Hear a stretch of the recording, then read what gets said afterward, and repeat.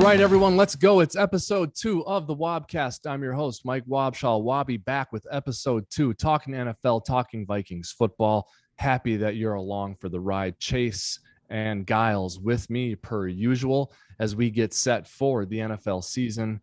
The Vikings kicking off in under a week, hosting the Green Bay Packers, but lots to get to before then. Here, episode 2, what will it bring you? Well, we're going to have a special guest, and he's going to kick things off for us.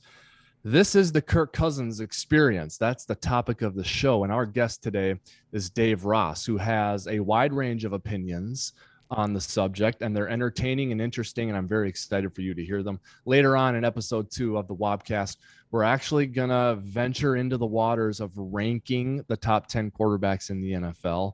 Always a tenuous and arduous task, especially with the landscape of quarterbacks in the AFC in particular right now. It is a loaded group. So we'll wade into those waters and see how we come out.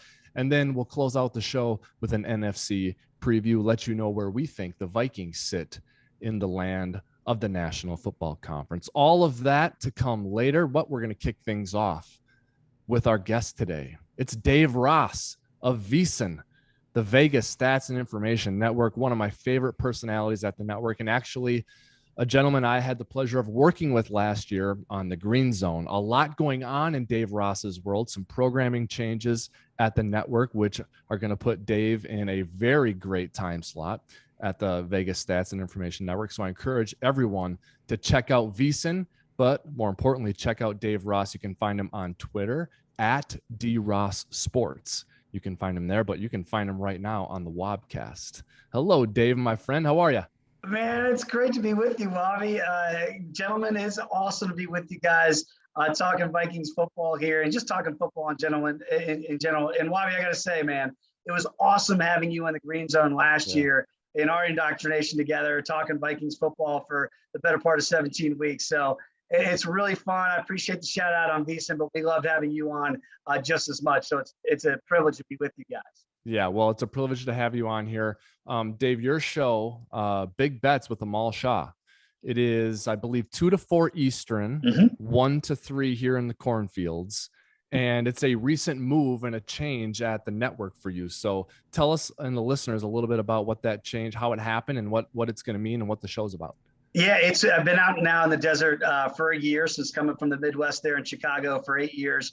And now they've moved me to Monday through Friday, which is just a joy out here in Las Vegas, because now I get my weekends to not just talk football while it's happening, working. I get to do it more recreationally and really get into the games and the numbers with, instead of reacting literally in the moment as we were doing Wobby on the Green Zone last year.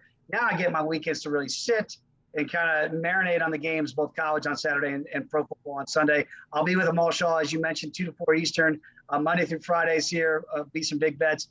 Really fun to kind of pick Amal's brain too, for a guy who's been in the industry here out in Las Vegas for a number of years. He really has a passion for college football.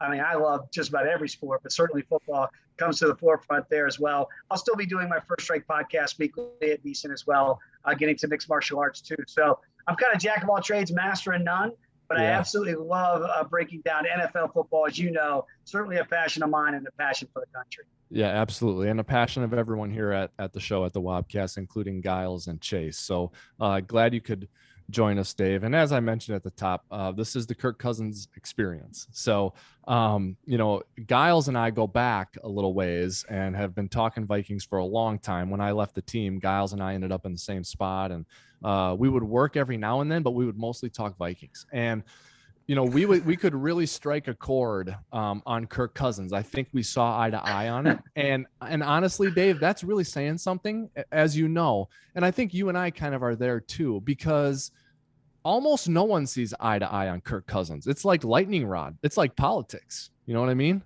No question. Giles and Chase, I'm not exactly sure, but I'm sure we're going to find out where you guys fall on the KC8 spectrum here. And look, you're right, though, Wobby. I do go way back with Kirk, back in his DC days, right? So I was there when Kyle Shanahan was just the offensive coordinator. Mike Shanahan was, of course, the head coach then when he was drafted in 2012. And the reason why I got to kind of know Kirk a little bit was because he wasn't the guy, right? It was Robert Griffin III. He was the second overall pick in that draft in 2012. And then when they took Kirk in the 4th round at Michigan State, I went, why would you draft another quarterback in the 4th round if it's Shanahan's? And clearly they saw something in him. And I'll never forget on draft day, they said then he was too good to pass up in the 4th round. It was still on the board. Yes, nobody thought that Washington would go back-to-back with quarterbacks there 1st and 4th round. To do that, remember, they gave up a king's ransom to move up to number 2 to get Robert Griffin III out of Baylor. So that's why it was really a double entendre, if you will, and a big surprise to the NFL world that when you give up all that capital to get a quarterback in Robert Griffin III, the Heisman Trophy winner, why would you then spend it on a 4th round pick? And I saw from day one what the Shanahans were talking about, and that was the studious nature of Kirk into that huge playbook that DC had back in those days, knowing he wasn't the guy, but studying like he was the guy and wondering when that opportunity would come. And then with the injuries that quickly happened to Robert, and even that rookie year, if you guys recall, Robert got the knee blown out against Wodinata and the Ravens. Kirk started the next week against Cleveland, at Cleveland. And all he did in that first start was set a then Redskins rookie record for the most passing yards by a rookie in team history. It wasn't Robert, it was Kirk. Yep. So he was ready to go at the jump. And I always was taken aback by his preparedness. He was always ready to go in. So when he did go in, the moment wasn't too big. It always felt like, after, the Shanahans kind of exited stage right, they come in with Jay Gruden. They didn't know what to do with Kirk. That's why they kept slapping that franchise tag on him. But I'll give him this. That dude, even though he felt slighted in D.C., he always felt like, man, I'm there. You gave me 2 franchise tags. You wouldn't fully commit. And then Minnesota committed. And the rest, as they say, is history. He got the most guaranteed money in the history of the NFL when he got that first deal to leave D.C. and go to Minnesota. So Kirk was always an opportunist, and he made his opportunities, and he made them happen.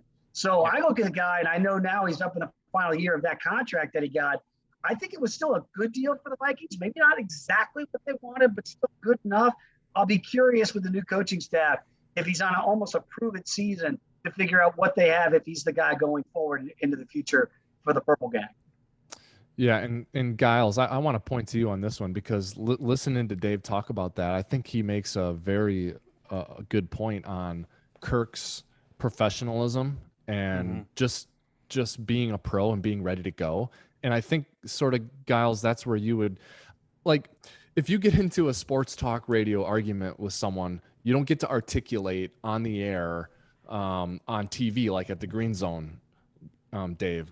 Like, we'd banter back and forth and Wes would chime in and every now and like, you don't get to give that backstory of like, hey, in Washington, when he was a rookie, he was preparing like he was a starter, even though he wasn't the starter. And then his first game in, he set a record. So, and I think, Giles, that speaks a little bit to your point when you sort of take Cousins back on some things.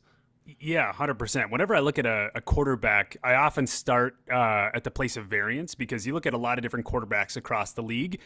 A lot of quarterbacks have a huge range of variance. They have a really high and maybe some low lows. Even someone like Patrick Mahomes, obviously very, very high ceiling, but when he went low, he went low. With Kirk, you always know what he is going to be. And honestly, I have a background in data science, and if I can get a very solid baseline where I know what I'm going to get, I can build a game plan around that. Is he the perfect quarterback? Absolutely not.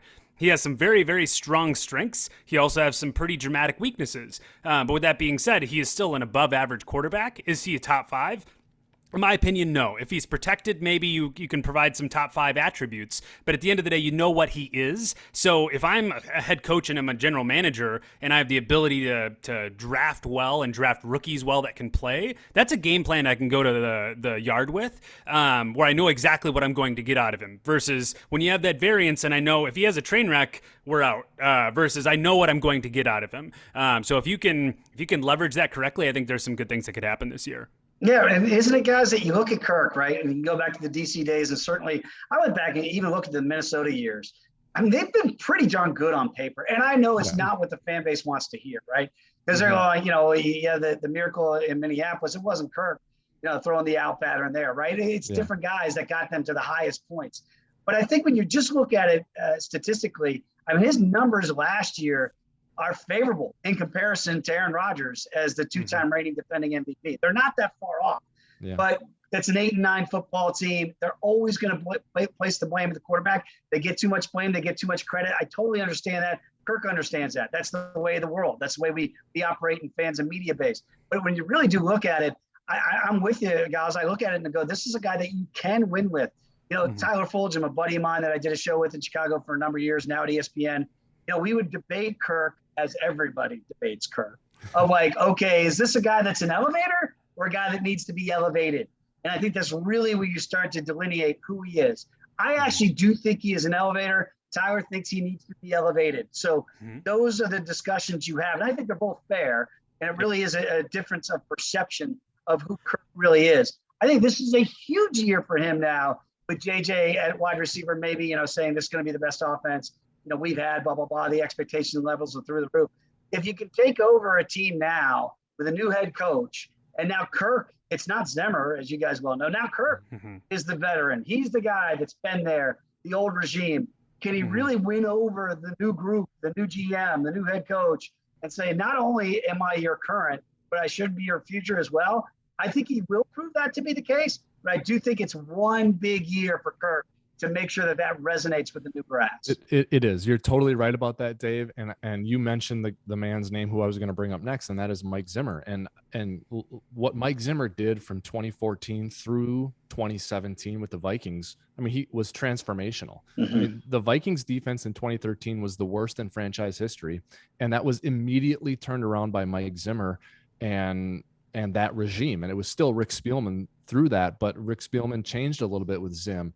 And it was very contract and cap heavy on defense. It was Captain Munnerlyn and Linval Joseph. And, it was a lot of free agent signs. Well, now it's cap heavy on offense with Cousins. So Cousins needs to be the elevator. If he isn't, he needs to be that in order for people on the outside to say, like someone like Giles or Dave to say, see, I was right. Or for someone else to say, yeah, you're right, I was wrong. Cousins needs to elevate in order for that to become the outcome of the discussion. And I think the thing that is going to work in Cousins' favor now is that Zimmer is gone. Not because Zimmer didn't know what he was doing. Zimmer did know what he was doing. But Zimmer and Cousins were not a personality match. Right. And you can blame Cousins for not being tough enough, or you can blame Zim for not being flexible enough. Doesn't matter. Zim is out and O'Connell is in. And I think that's a benefit for Cousins to have O'Connell here. Yeah, I mean, what's the talk with Aaron Rodgers, right? That he's always the elevator in Green Bay. That's why he wins the back-to-back MVPs. I actually thought, Rodgers won it last year. The one week he didn't play against Kansas City, and Jordan Love did. And then people really got that stark contrast again. The Kellen Mond discussion, as you guys well know, I guess Zim got that right in the end, right? Whenever I got to play Mond. Boy, that's so funny to me that everybody thinks that they know better. And like Casey Yates, the problem, start Kellen Mond. That's got to be the answer. And even the new regime comes in and goes, no, they were right on that one. It's still Kirk Cousins' team. He does have to be the elevator that Aaron is going to have the same opportunity for those rookie receivers in Green Bay. So I do look at it as a huge pivotal year to answer the ultimate question of who just Kirk Cousins really is. Yep. Totally agree. If you haven't, if you've been teasing this, Dave, on your show and you don't want to give it away, don't. But to sort of wrap things up for us here, who do you like in the NFC? Have you talked about future wages? Have you? I'll give it away. Opinion? Okay. Who do you like? All right. I wonder if Giles and Chase are just going to laugh me right out of the room. I love Kirk at 50-1 to win MVP. I really do. Yeah. Because I look at it like this best value in the board. And I was looking at it. I love the picture, guys. Yeah. I'm looking at the board and I see, Patrick Mahomes is actually drifted a little bit. And I go, well, there's narratives because in awards that are given by people who have narratives, right? That's what this is. This isn't a cut and dry, look at data. This is going to be, well, he did more with less. So if Minnesota could possibly usurp Green Bay in the North this year, there's a narrative. The NFC is clearly weaker than the AFC. I don't want to play Patrick Mahomes when you got to get through Josh Allen and maybe Derek Carr and Russell Wilson and the division of death in the AFC West. I want to go to where it looks easier in the NFC, where there's only a handful of teams that look like they have the potential to be dominant. And if the Vikings can be at least on level par with Green Bay, I'm not saying they will, but this is how you can win that 51, right, for MVP. If they are, and the numbers are almost equal as they were a year ago, and Aaron and the rookie core of receivers takes a step back, And, KC8 and JJ take a step up, right, with their years now of maturation and the way they look like they're really clicking. And then, you do add a third guy coming over from Philadelphia to complement Thielen and that wide receiver core. All of a sudden, man, the Vikings look like a real viable play. I had a guest on VSiN this week that called it the purple winter is coming to Minnesota in the Game of Thrones type throw. So, look, I think you should be high on the Vikes this year. I am. I would play them. I do love Kirk in that market as a long shot, as a real long shot that could cash in the NFC. I think they're a playoff team. You guys tell me if the defense is going to be better. I think that's why Zim is not there. Not only the perfect personality conflicts with Kirk, but the defense was terrible last year. Yep. And that's what he, hung his hat on every night. So if the defense is a little bit better, I don't worry about the offense. I think they're a viable play as a playoff team, 2, potential long shot to win the division in the North, and certainly Kirk as a 51 long shot feels like really money possibly well spent. Yeah, and you know what? At 50-1, if you did the blind resume thing, yes, guys, do the blind resume. You don't have Kirk's name up there, and then just show the last 3 stats, and then you say, yeah, you get this guy 50-1 to win the MVP. I mean, it's like you're pressing enter until Clark County runs out of paper. Like, just keep pressing enter. 50-1. Hey, guys, I got to ask you one question, because again, you guys know this team better than I. But my nephew Josh is getting married this weekend in Minneapolis. Ooh. And Jess, his fiance, soon-to-be wife, she's a Minnesotan. Did I say it right? Minnesotan? Yeah, you got that. Right? Yeah. So they're like, she has converted my nephew into being a dyed-in-the-wool Vikings fan. Okay. They can't stand KC8. They can't. They're like, Uncle Dave, just don't. And I'm like, this is the year. This is the year that Kirk is going to win over my nephew and his bride-to-be this weekend in Minneapolis.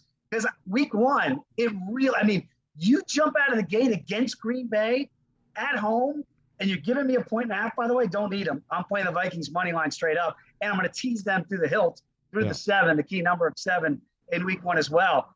I mean, it just feels like everything's going to fall into place in week 1 and get a game up in the division against the Packers.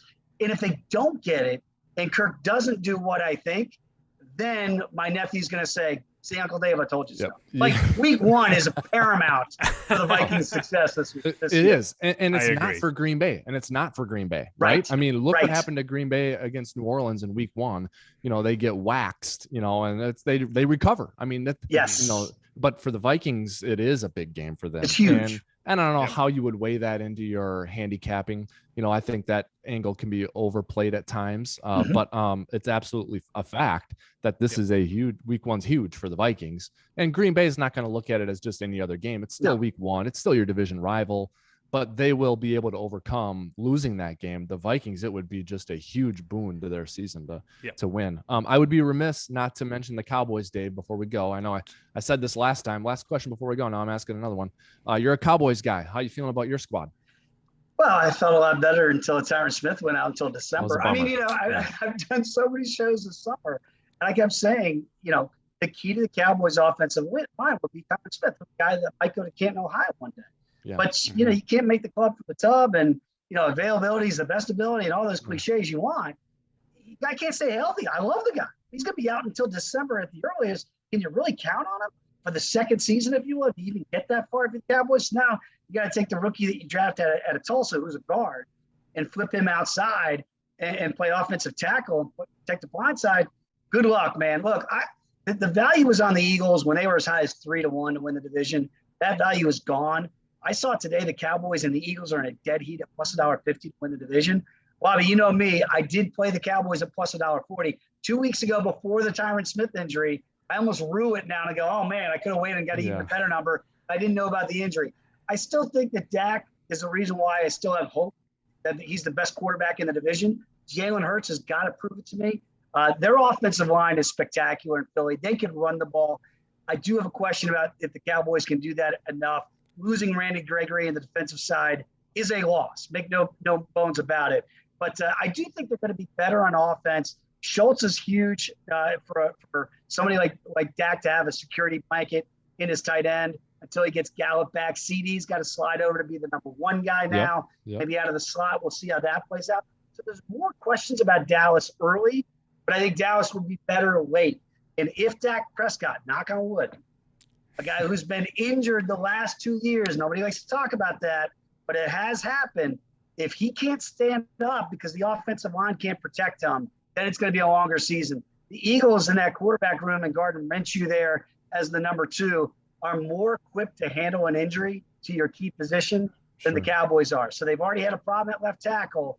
Let's hope that 4, if you're back in the star like I am, doesn't go down. Because if so, then it's Philadelphia for them to lose. But right now, I do think it's even in the market, and I do like the Cowboys at a plus price. By the way, they were minus $1.40 before the draft. So right now, you're getting the best value you're ever going to get on a team that won 12 games a year ago. Yep, exactly right. And that has loads of talent and a defense that, really had an uptick last year. I see that division a lot like the North, Dave, where it's, people are talking about 2 teams, and yes, you might like the grindy, gritty nature of the Redskins, just like you might like the grindy, gritty nature of the Lions, but they're kind of also Rams. It's a 2-team division in the East, just like it is in the North. And you get plus money on the top 2 in the East is pretty good. You got to lay it with the Packers. I wouldn't do that. Plus money for the Vikings, I think makes more smarts here from the betting profile. But I'm with you. Look, I love Hard Knocks. Who doesn't? You love the biting kneecaps of Dan Campbell. They don't feel like they're ready to compete. And by the way, my old stomping grounds in Chicago, they might be the worst team in football. I mean, they're a bad roster. That is a bad roster, a bad 53. I feel bad for Justin Fields. It's a bad O-line as well. Yeah. So to me, the best value in the division is what you guys are looking at there in Minnesota. Yeah.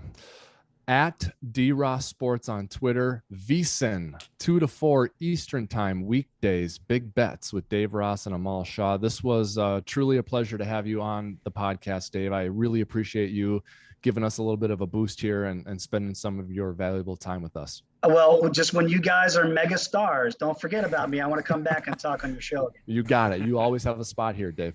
Appreciate you guys. All right. Yep. Well, there you go, fellas. I hope the conversation is as good as I sort of propped it up to be as we were going through production meetings for this episode. I feel like Dave has his finger on the pulse of the league pretty well, but he's got an opinion on Cousins that sort of fits in with the conversation that happens here locally, don't you think? Yeah, I completely agree. And I really find it intriguing how he layers on the betting aspect of what's going on in the NFL. Yep. He really brings some unique insight. Yep, he does. And that's the prism through which he'll always view it. So when we have him back on the show, our show, that because he's living that every day, and it's not just the NFL, it's baseball and it's the NBA and it's NHL and it's golf, right? So he's always gonna view it. And he came off probably as a homer for the Vikings, and he's really not. And that's why I wanted to throw in that Cowboys mention at the end. If you follow him on Twitter or listen to his show, he's a Cowboys fan. So it's interesting that he's got the ability to have this grounded, sensible viewpoint on Kirk Cousins, who used to play for the then Redskins, arch rival of the Cowboys, right? So yeah, he's got a very analytical, level-headed, sensible approach to it. We'll definitely have him back on the show in the future to talk Vikings, NFL, betting. He'd be a great guest around the Super Bowl, right? To talk about all the Super Bowl props and the gambling angles there. So let's continue the Kirk Cousins experience, guys, and talk a little bit more about how we here in Minnesota and Vikings land feel about him.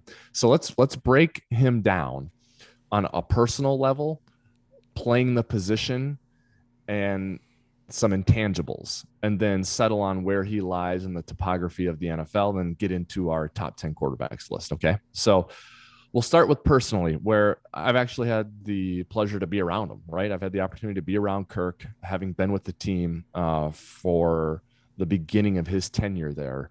So that would have been 18 and 19, 2 seasons I had with him. On a personal level, I like him. I think he's a likable guy for us, for fans. I think he does it the right way. He plays the position. He's principled, but he's gracious. And I think he makes a good accounting of himself as a representative of his family, of your team, and of the position. Yeah, he's not for everyone, but who is? And he clearly wasn't for Zim. And so that's where I think the biggest point of optimism for this season for the Vikings lies is in that relationship that he'll now have with a new head coach. I think that's going to allow Cousins the opportunity to play a little bit better. So on a personal level, guys, I think he passes the test. Yeah, I completely agree. Honestly, especially when you look at all the different fan bases around the NFL, Minnesota specifically, I mean, everyone knows us as the Minnesota Nice. I think he embodies what a lot of the Minnesota personality on average is. Sure. So although, there's maybe a Republican Democrat type divisiveness to Kirk Cousins, I think his personality, if you know of him, or at least, know him beyond the football, or, know him behind center, he is what Minnesota, I think, embodies. Yeah. Yep. I think that's a good way to put it. So technically playing the position, I think he passes the test here. I think he's fundamentally sound. I think he understands the game. I think when given the opportunity to manage a game or manage the clock, use timeouts, hurry up or not, like all of that, I think he understands, and you're safe with him. But again, I think it's fair to question him with Zim, his ability to lead the team with Zim as his head coach, I think was really where the rubber met the road, and it didn't work out for the Vikings. So I get it. Not everyone can be Tom Brady and have that sort of aura over the team. And to ask Kirk to be that way is not fair because he is not that guy. But I think from a playing the position standpoint, again, he passes the test. A guy that you would stand up as your quarterback and you should have a shot to win. Yep. Especially when you remove personality from it and you look at all the stats across quite a few different categories. He's actually top 5. Last year, I believe he was 1 or 2 in passer rating when protected. He obviously has a tremendous amount of yards. He has very low amount of interceptions. When protected, he is a top 5 quarterback in certain attributes. But I think that's where the entire quarterback conversation becomes full circle. It's not just what you bring on the field, it's also the personality that you bring. And if you're able to rise above certain situations and carry the team, especially when you carry a top 5 cap hit. Yep. And exactly right. You hit on the two biggest issues in this entire talking point is he an elevator or not? And is his value added requisite with what it costs to have him? I mean, this is what it comes down to, right? And so when you go to intangibles, toughness, does he pass the test for you guys? Yes, I think so. Is he a killer? So this is one where I might disagree with the team. I think based on his track record all the way back to high school indicates that he has some killer instinct. I don't think you're able to go into the scenarios that he's gone into as an extreme underdog and not even in the conversation in most contexts and rise to the level that he has without having some level of killer aspect. Now, the descriptor of what is a killer personality may be up for debate, but the sheer fact that he's able to be an above average quarterback in the NFL when he wasn't even recruited to top 5 schools until like the latter half of his senior year of high school. Right. He got drafted behind RG3 in Washington, and he was always the underdog. I don't think you make it where you need to go without some level of killer aspect. That's true. I don't think we can't say he's not competitive enough. I mean, he is very competitive. I've been there. I've been at practices. He gets mouthy to the defense at times and team periods. So he is competitive. I like that. I don't think that message gets out there enough that he has that level of flavor to his personality. I think people think of him as he doesn't say a word when he's on the field and he's this kind of quiet guy in the corner. I think that is a misrepresentation. So I think it's important to actually understand the real Kirk Cousins, both the positive and the negative. But like, it's just, there's something about it, Giles, when it happens that it doesn't like look or feel natural. Okay. All right. And I'm not saying that makes it wrong. I'm saying my perception of it when I see it is that doesn't seem like him because it feels and looks like it to me. And again, I'm not saying he's not competitive, but he's such a nice guy and so level-headed and sensible in any other context, except, when the blood gets gets boiling in a team period at practice, like then he gets a little like mouthy. Like I've seen him do it to Harrison Smith and Kendricks and like, but again, so it's just this dichotomy in my mind of him that I just can't totally sign off on it and just believe in him. Because something like that feels unnatural to me. And the guy that I want to believe in and put all my chips in the middle for, that should be a natural looking thing for him to do. And it's not.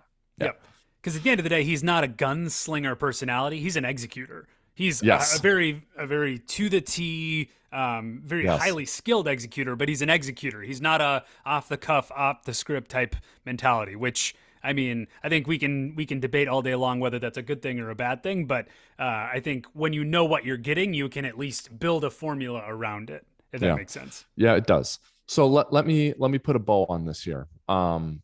In the topography of the NFL, you have Kirk Cousins. You know, where are you? What do you have?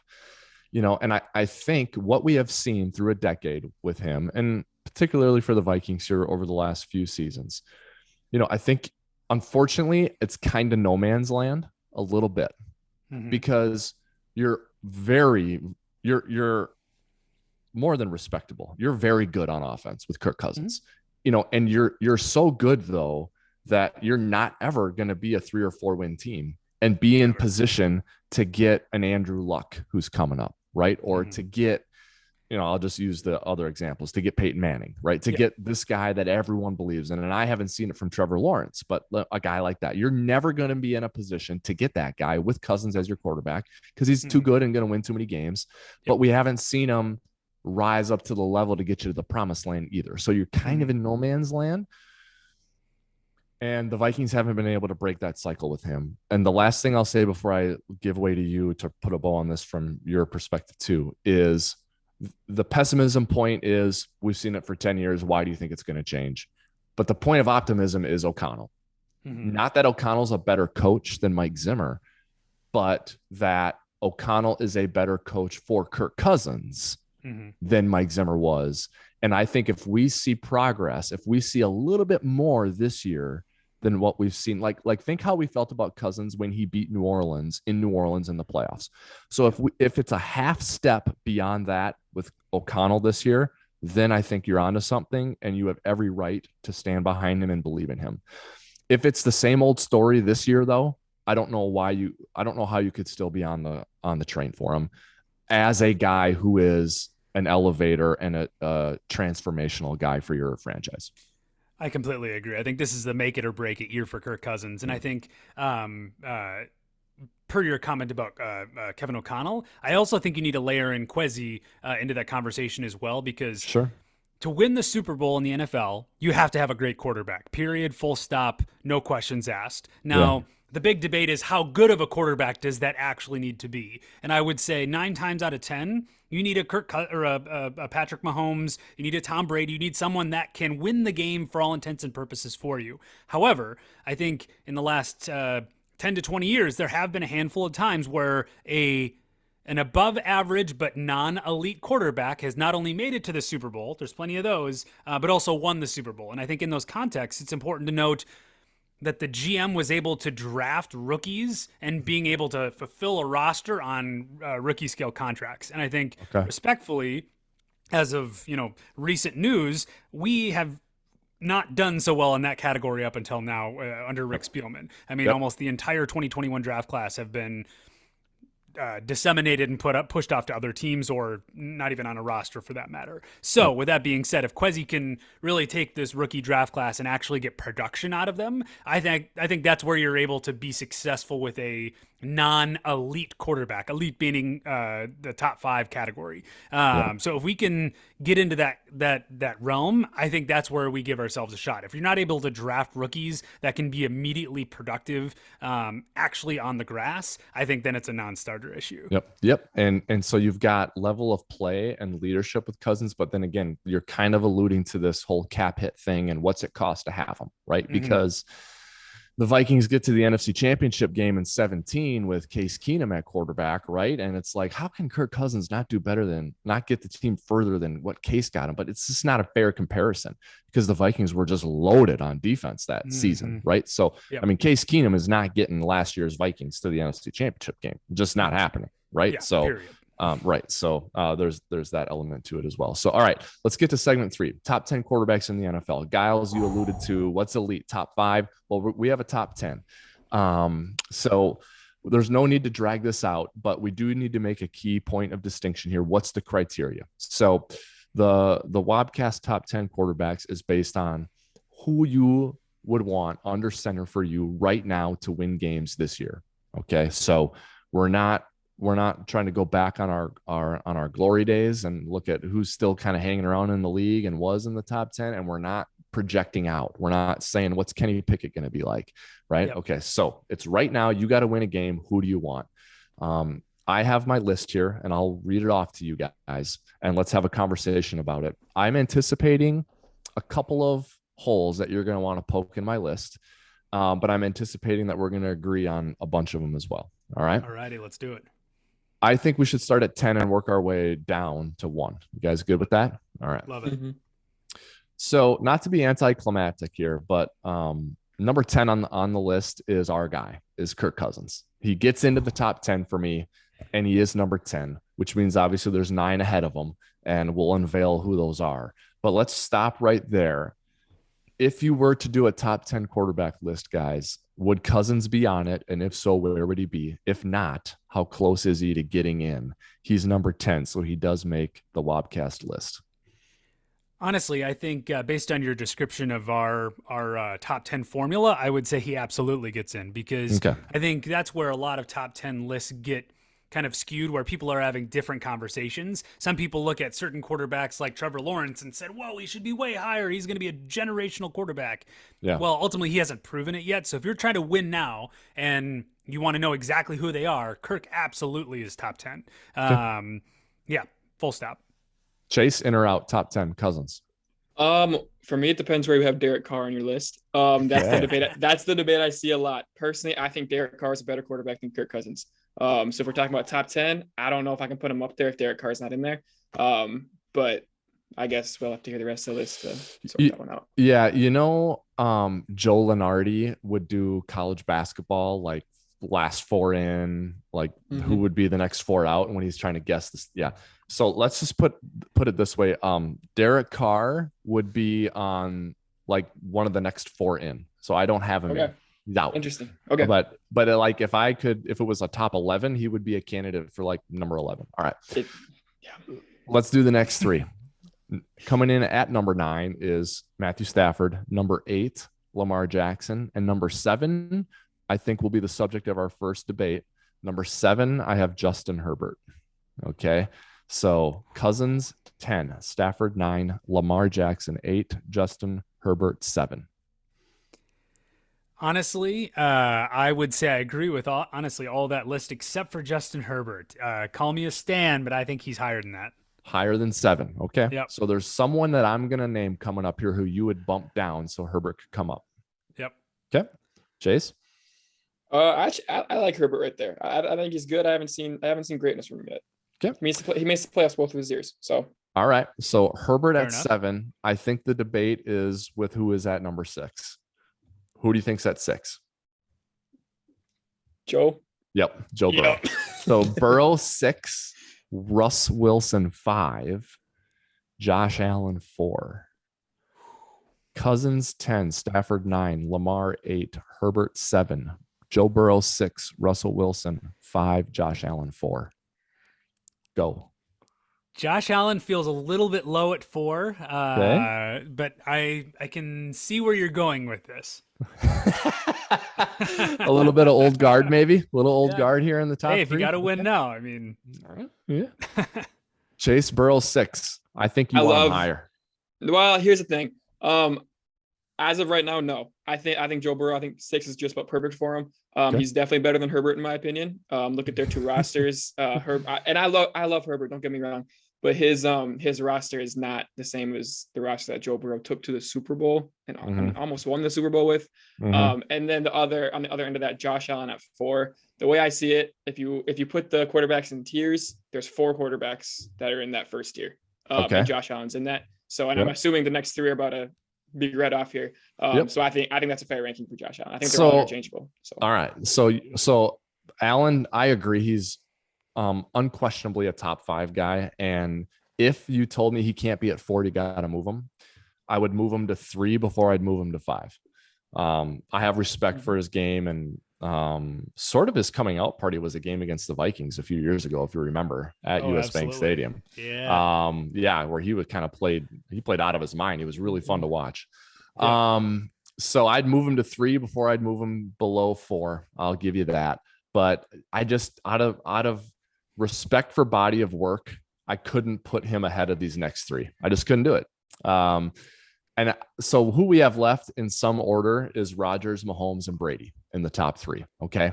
And the way I did it was Brady 3, Mahomes 2, and Aaron Rodgers 1. And I didn't do this for clickbait or to be controversial or to create a conversation. I just really feel, and the way I looked at it, guys, let's wrap this up quickly. But the way I looked at it was, if I showed up to play a game and I've got my team, okay, whoever that team is, Mac Jones and the Patriots, or Cousins and the Vikings, or Tua and the Dolphins, that's my team. I show up to the stadium, but I don't know who I'm playing until I get there and I look across the field and who's the quarterback and what's my reaction to it? Who am I the most bummed to have to play?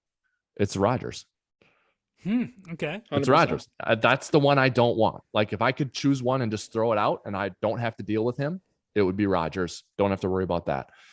It's so close between that Mahomes and Brady and Rodgers. But if I had to pick one, it would be Rodgers.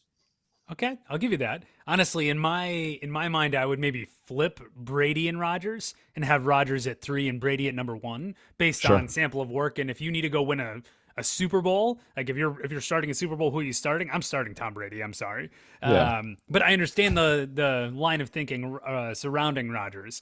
I think when you're going through the quarterback criteria that you went through earlier, you could make an argument that Rodgers lacks some of the intangibles as well when it comes to off the field dynamics that he causes some issues. Now his production speaks for itself, right? Some people maybe make some arguments that he's not as great in the playoffs. I think that's more happenstance than not, but honestly, I think Brady's topping my list. Yep. Chase? Like I said before, I mean, all 4 of those guys, Allen, Mahomes, Brady, and Rodgers, they're all interchangeable for me. I mean, there's different days where I want each one of them, but I do think Rodgers is the best quarterback in the league right now. I think there's just something about him. I just, like you said, I mean, maybe it's just us as Vikings fans who we don't want to see Rodgers on the field at all, but he's a phenomenal football player. So he's my number 1. And then honestly, I think I go 2A, 2B, 2C with the other 3. It's so hard to rank them, but it is. Yeah. I mean, you're splitting hairs, and when you make a case for your guy, by definition, at some point you're going to start taking away from someone else on this list who is a player that deserves to have nothing taken from him, right? I mean, you'd be, conversely, if like the other way to look at it, the way I said, like, if I had to look across the field and I didn't want to play against this guy, it'd be Rodgers. But again, if you were doing the quarterback musical chairs and you sat music in it and you sat down and it was Mahomes or Allen or Herbert, I mean, you'd be happy with that compared to what else you could get, right? Of the other 32 choices. So you're going to bat with any of these 10 guys we named. So always fun to do top 10s. They're good conversation pieces, good thing to do for a podcast. And we encourage anyone out there listening who's got an opinion, you want to rip us apart for ours, or you want to tell us what yours is, you should go ahead and do that. All the different ways you can interact with the podcast. Let's go to segment 4, the NFC preview quickly, guys. Let's take a look at the NFC overall compared to last year. So not compared to the AFC, but how you feel about the NFC this year compared to last year. I think it's about the same. It might be a touch weaker for some reasons, like Matt Ryan leaves the Falcons and goes to the Colts, right? So, I think you got Amari Cooper leaves the Cowboys. I think that makes them weaker. Goes to the Browns, makes them a little bit better. But, give or take, I think you're sitting about the same in terms of toughness. I think it's definitely weaker than the AFC. I don't think you could really argue that. And I think if anyone is still hanging on to that, if they're NFC homers, I think one way to look at this is if you look at both conferences and just say, okay, playoff picture and then like wild card contenders, like who are you drawing a line through before the season even starts in each conference? And I think in the AFC, there's really only 3 that you would draw a line through. I think it's the Jets, the Jaguars, and Houston. Everyone else, I think you'd be remiss to draw a line through them. I get it that Pittsburgh has an inexperience at quarterback, but they just too much success long term to write them off. Great head coach. Great head coach, right? So there are not many in the AFC I'm writing off right now. Conversely, in the NFC, there's a couple more I would. Okay, and maybe it's a little unfair for me to write off Carolina and New Orleans, but I'm drawing a line through those two teams. But I don't think it's unfair. Giants, Chicago, Detroit, Atlanta, Seattle. I just can't see it this year. Don't hate on my Dan Campbell Lions. I'm sorry, Giles. Arrow pointing up. But I draw a line through them. So they're not a contender. I think if you look at it through how many do you already know aren't contenders, there's just more in the NFC than the AFC, right? Yep, 100%. Full stop. All right, division winners. Let's go quickly. I think we're going to disagree on a couple of them. I'm going to go Dallas in the East, Green Bay in the North, Tampa in the South, Rams in the West. Any there that you guys want to talk about? Well, let's bring things home and let's talk about the NFC North. I mean, come on. Are you bleeding cheese over there? No, I'm not. I'm definitely not. I will say I've thought for the last few seasons that the Packers were going to turn a corner, but they've continued to be 13-3. So maybe I'm naive for trying to rip them. But I think with Devontae Adams gone, with Zadarius Smith gone, and specifically over in purple, I think there is an opportunity for the Vikings to overtake the Packers for the first time in a while. Okay. I think that's a fair opinion. And we're going to do official NFC North Vikings record predictions in episode 3. So we'll get to that in the next show. But, I do think it's a two-headed race. I think the East is a two-headed race too, Dallas and Philly. And I kind of want to go with Philly, but when I look at the quarterbacks, I know that Dak can do it. And I think Jalen Hurts can do it, but I haven't seen it, so I'm not there with them. I'm going to stick with Dallas. Yep. I put myself in the same category. Now that the Eagles have lost Jalen Reagor, now there's no way they can win. I'm just kidding. But honestly, they have a stacked roster. They have arguably a top 5 roster when you look across the entire offense and defensive spectrum. They have a stout offensive line, same thing on the defensive side of the ball. It's whether or not you think Hurts can make it happen. Yep, I agree. If he can make it happen, I think the Eagles win the East. You know what? I do too. If Hurts is like Philly thinks he can be, something that none of us think he can be because he's their guy. Yeah. But let's say he's 80% of what they've planned for him to be, then I think Philly wins the division. I think that gets them over the top because that wouldn't make him better than Dak necessarily, but because so much else is better in Philly than in Dallas, right? It would elevate the whole thing. So I think I could be wrong on that one. Tampa, I don't know how you make a case for anyone else in that division. And then I think the West is competitive and interesting. Again, with San Francisco, the same opinion on Trey Lance as with Jalen Hurts. Haven't seen it, not going to believe it till I do see it, and I'll stick with the Rams. I don't like this Matthew Stafford elbow thing at all. That concerns me, and then the Super Bowl hangover concerns me as well. Yeah, 100%. And furthermore, they don't have to contend with Russell Wilson anymore, at least on a twice-a-year spectrum. Yep, agreed. Wild card contenders in the NFC, it's Green Bay or Minnesota. Whoever you think will not win the division, they are a wild card contender. I would say Philly is a wild card contender for sure. You let me know if you think Dallas, since you would have Philly winning, you let me know if you think Dallas is. And then I would put Arizona in there as the 4th wild card contender. So for me, it's Minnesota, San Francisco, Arizona, and Philly as the wild card contenders. For you guys, if you believe it's Philly in the East, it would be Dallas or not. And then I'd be curious to hear what you think about Arizona. I might be proven wrong, but I don't think Cowboys have it in them. It's ironic, but they almost have Super Bowl hangover every year, where they have such high expectations. And I know they just signed Jason Peters at left tackle to try to give them a little more stability at the O-line. But I don't see it. I'm not a huge fan of Mike McCarthy. I think he is past his prime. So I think their ability to score offensive points on a consistent basis is going a lot more to the history. So I don't know. I just don't see it happening. How about Arizona?